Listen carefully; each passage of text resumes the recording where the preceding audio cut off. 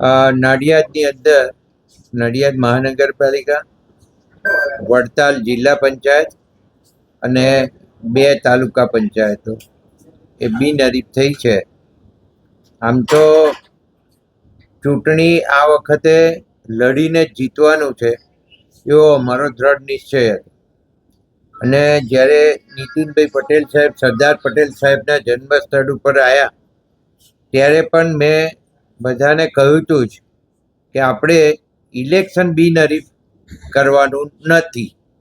બધાએ ચૂંટણી door to door campaigning કરી, પ્રજા પાસે જઈ, પ્રજા પાસે મત માગી અને ચૂંટણી જીતવાની છે.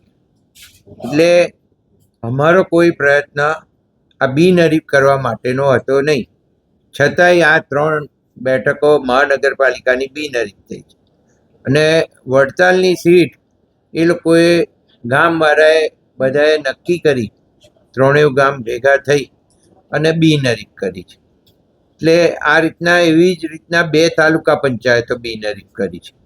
તો આ અત્યારે જે અમારી સ્ટ્રેટેજી છે એ મુજબ અમારે ઇલેક્શન લડવું છે અને ઇલેક્શન લડીને જીતવું. કોંગ્રેસના આક્ષેપ છે કે 30 લાખ 40 લાખ રૂપિયા 60 લાખ રૂપિયા આલીને ઉમેદવારી પાસે ખેંચાઈ ગયું. મારો આક્ષેપ છે કોણે વેચ્યા, આ લોકોને કોણે વેચ્યા એ મને જવાબ આપે.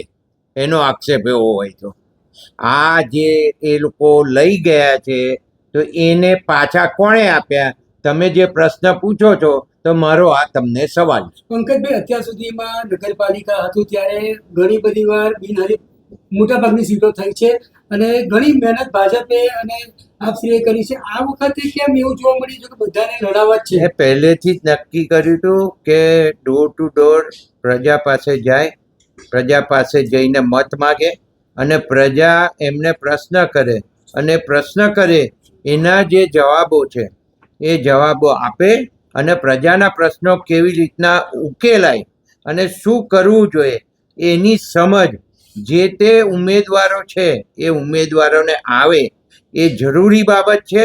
એટલે જ મેં પહેલેથી નિશ્ચય કર્યો હતો કે બને ત્યાં સુધી કોઈ બિનહરીફ થાય નહીં. અને મેં જાહેરમાં પણ કહ્યું હતું કે આપણે બિનહરીફ કરવા માટે સીટ કોઈએ પડવાનું નથી. પંકજભાઈ, મહાનગરપાલિકામાં કોંગ્રેસના જેટલા ઉમેદવાર છે એમાં એવું પણ કહેવાય છે કે એ ઉમેદવારો પંકજભાઈના જ છે. ઉમેદવારો મારી પાસે છે નહીં. ઉમેદવારો એમને લઈ જવા પડ્યા, સંતાડવા પડ્યા અને પ્રજા જાણતી નથી, પ્રજા કોઈને ઓળખતી નથી એવા આ ઉમેદવારો છે.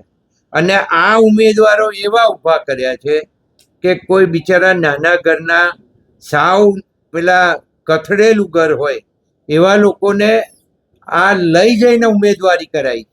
એમ મને એવું ખબર પડી છે કે એના ઘરના લોકોએ એટલી બધી વિનંતી કરી છે આ શહેર કોંગ્રેસ પ્રમુખને કે ભાઈ અમારા જેમને તમે ઉમેદવારી કરાઈ છે એને અમને પાછા સોંપી દો, છતાં એ લોકોએ સોંપ્યા નથી. એવું પણ મારી જાણમાં છે. પંકજભાઈ, કેટલી સીટ આવશે મહાનગરપાલિકામાં?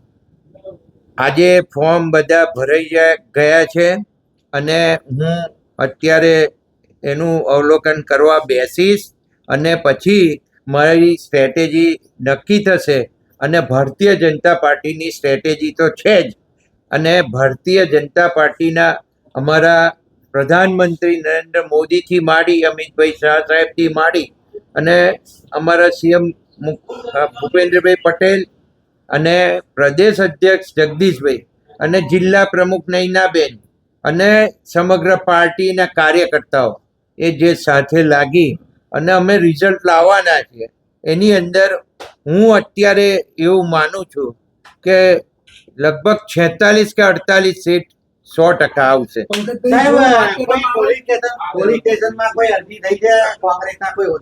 મારી જાણમાં નથી, મારો એ વિષય નથી અને હું એમાં પડતો નથી. એટલે જ મેં પહેલેથી કહેલું કે મારે કોઈ બિનહરીફમાં પડવું નથી અને હું ક્યાંય નીકળ્યો નથી અને હું ક્યાંય એના માટે જવાનો નથી, આવું સ્પષ્ટતાથી મેં કહ્યું. પંકજભાઈ, 30 વર્ષમાં પહેલી વખત કોંગ્રેસે 50 ઉમેદવારોને મેન્ડેટ આપ્યા છે. આપની આ કાર્યકાળ દરમિયાન આ પહેલી વખત થયું છે. 50 ઉમેદવારો આપ્યા હોય તો 50 ઉમેદવારને એમને સંતાડી રાખવાની શું જરૂર પડી? તો એ લોકોનો આક્ષેપ છે કે ભાજપ વાળા ધાક ધમકીઓ આપે છે. ભાજપ વાળા કોઈ ધાક ધમકી આપતા નથી અને કોઈએ ધાક ધમકી આપી નથી, પણ એમને એ એસ્ટાબ્લિશ કરવું છે. અને જુઠ્ઠું બોલવું, જોરથી બોલવું આ અહીંના શહેર કોંગ્રેસ પ્રમુખનો વિષય છે અને એને વારંવાર આ વિષય કર્યો છે. ઓકે.